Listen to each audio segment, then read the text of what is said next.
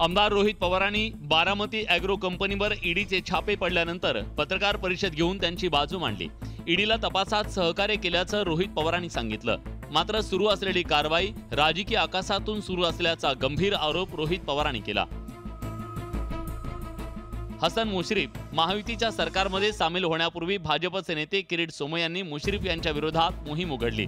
कोल्हापूरला जाऊन किरीट सोमय्या मुश्रीफांच्या कारखान्यातल्या कथित घोटाळ्याचा उल्लेख करत होते।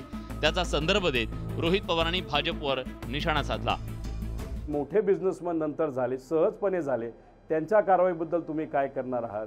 एक कुठला तरी व्यक्ती ट्विट करतो, मी ह्याला सांगितलं त्याला सांगता, पूर्वीच्या ट्विटबद्दल काय झालं आणि जो हातोडा घेऊन जिथे जिथे गेले होते त्या हातोड्याचं काय झालं ते कुठंतरी ह्याला आपल्याला अभ्यास करावा लागेल आणि सामान्य लोक ह्या सगळ्या गोष्टी बघते।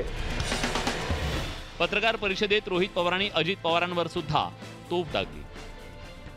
जर मी खरी चूक केली असती तर अजितदादांबरोबर त्यांच्याबरोबरच मी आता भाजपबरोबर जाऊन बसलो असतो, जे मी केलेलं नाही। कारण आमच्यासाठी विचार महत्त्वाचा आहे, महाराष्ट्र धर्म महत्त्वाचा आहे, महाराष्ट्राची अस्मिता महत्त्वाची आहे। आम्ही आमचा लढा तसाच कायम सुरू राहू। सत्ताधाऱ्यांनी ईडीच्या कारवाईचं स्वागत केलं। सरकारी यंत्रणांवर कोणताही दबाव नसून त्या निष्पक्षपणे काम करत असल्याचा निर्वाळा दिला।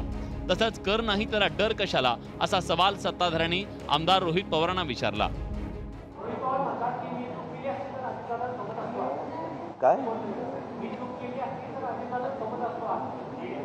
बच्चा आहे, बच्च्याच्या बद्दल जास्त बोलायचं नसतं।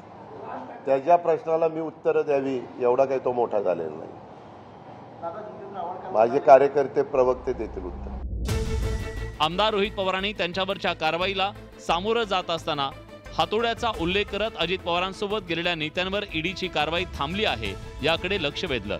एकंदरीत ईडीच्या कारवाईवरून काय निष्पन्न होतं याकडे सगळ्यांचं लक्ष लागलंय।